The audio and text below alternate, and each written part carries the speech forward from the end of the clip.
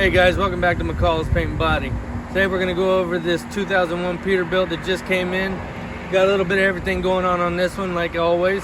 We've got a little bit of insurance job on the front end, and then he wants to get the rest of the truck redone. You'll see throughout this video and what we're going to be doing to it that there's, it's just got a lot of age on it and it's time for a refresh. Clear's peeling, frame's got a lot of rust on it. We need to get that blasted, fifth wheel taken off. He wants some trimming done on the fairings to get the extensions trimmed up a little bit.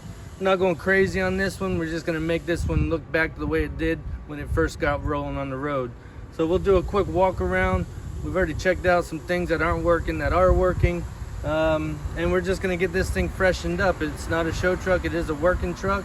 This guy's awfully proud of his ride, and we're just going to get him back to where he started.